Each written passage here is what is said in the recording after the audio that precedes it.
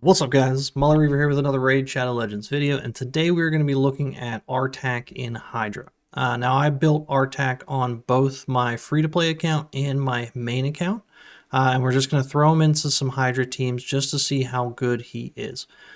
This is after the bug fix on him, so if you're not familiar, originally with his passive here, he gets an extra 2 speed and resistance for each 1% of max HP destroyed loss that he has.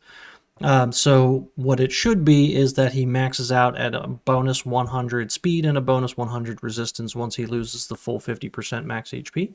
However, whenever he first came out, it was giving him essentially a 100% bonus. So he was doubling his speed and doubling his resistance, which was making him crazy fast. They fixed that, so we're going to show this after the fact with that. And you can see on my Artak, so this is the free-to-play, this is one we're going to start with. The account's only about 5 months old. I started at the beginning of the year. You can see that we just started our new month for Sil. On this account, I have not actually gotten the top chest on Hydra. However, I do normally get like the bottom chest. I can get the 1.6 or whatever it is for the bottom chest, just not the 6.6 that it requires for the top chest. So I did build and book out my Artak.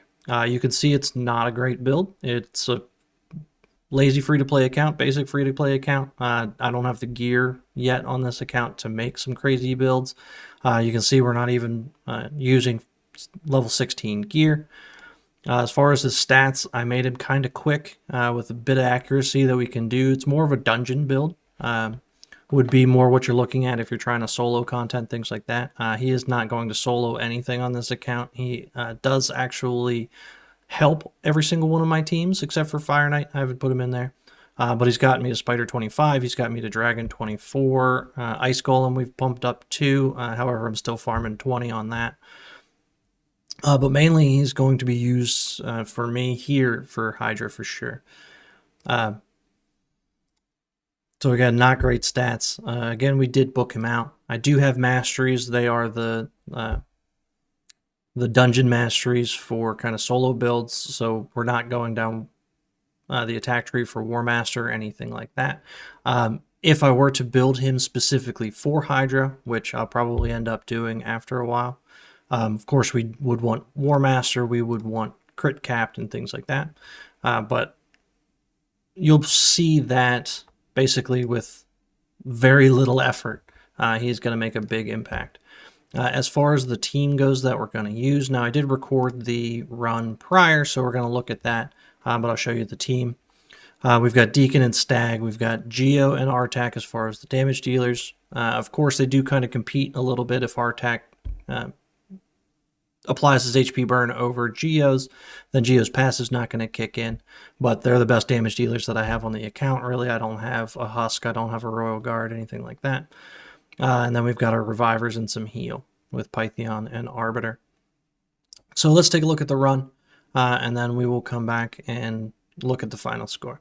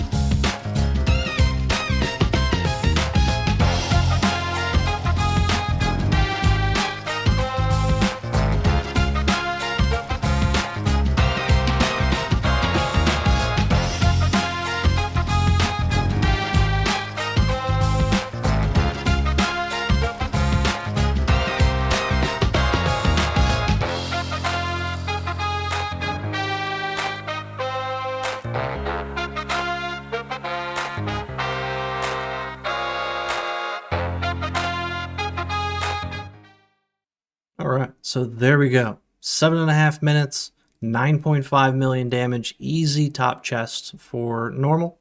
You can see Deacon doing a little bit of damage, 1.1, Stag at 1.3. We've got Artak at nearly 4 million, doubling the damage Geo's putting out over there at 2.1. And then, of course, Arbiter and Python just bringing up the rear because they are supports. I actually ran this team last week on stream, and they did 30 million. And full auto, didn't touch it, didn't select your heads whenever somebody gets swallowed or anything like that. Now, this can actually be much better if you built the champions for Hydra, if you gave crit rate, all that sort of stuff, War Master. You could do a lot more damage. If you manualed it, would be a lot better. But for just plug and play, set it and forget it, get an easy one top chest, I think it is pretty darn good.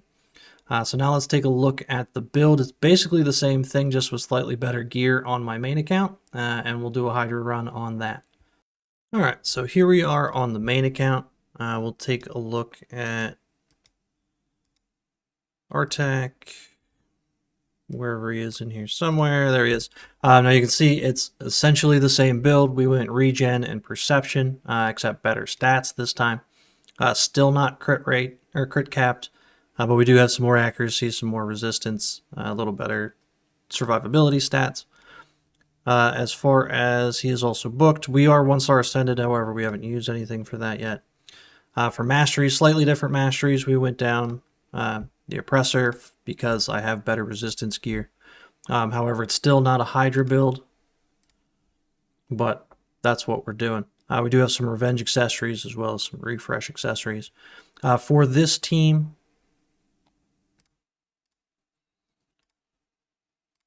I went for, we're going to be on brutal, and we did a more accessible team for the most part. So we've got Nekmothar in here. He was a guaranteed champ at one point. Inquisitor Shamel and Ugo, pretty common epics to use. We've got Uko, as far as a fusion goes. The only one that's not very accessible, and mainly this is because I was doing a full auto. I needed some support along with damage. And half of these champs aren't actually built for Hydra. Again, Artak is built more for dungeons. Uko's built for arena. Nekmothar I just kind of threw in there. So we are using the new guy, Grajur Iron Gut. As far as stats go, we've got Nekmo at 258. Artak's 267, again with enough accuracy and resistance here. My Grajur 256 with some accuracy. Inquisitor Shamel 218, bit of accuracy. Ugo 252. She is in a relentless set. And then we've got Uko at 311 with enough accuracy here. Again, brutal, full auto. This can be improved greatly with better champs. I didn't want to throw in, a huge team just to show you like a nightmare with a stacked account, things like that. I'm trying to do a little more accessible team. So let's take a look at the run. Again, pre-recorded, so we'll take a look at it and then we'll come back and look at the final score. So let's take a look and we'll be right back.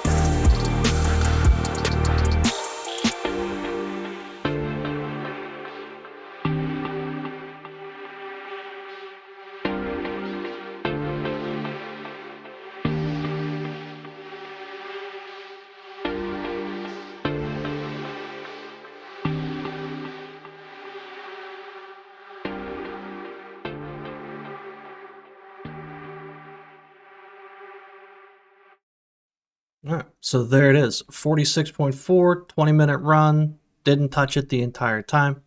We got Necmo over here, 4.4. We've got Artak putting up 11.5. Grajor, of course, putting up a little bit more because of that enemy max HP hit at 22. Shmail at 8.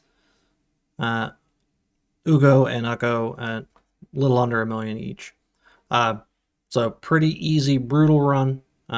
Pretty simple team. Again, can be much better with some effort, but we're going for pretty much minimum viable product, and I think this is pretty good idea of it. So really, you can build him. I'm actually going to use him, I think, mainly for Hydra. With the other dungeons and stuff, he absolutely is top tier for them. However, he is more or less just replacing existing roles. So for Spider, he can work in Tio or Sissia's place for the HP burn activation. He works in Iron Golem or Ice Golem, same as Tomb Lord Drang or Walking Tomb Drang or Chronum can do. Things like that. So he's just replacing other champs that already exist and already do the job. Where I think he truly shines here in Hydra with the attack down, with the HP burn activations, all that sort of stuff. So let me know what you guys think. You guys using him? Where are you guys using him? How'd you build him? All that sort of fun stuff.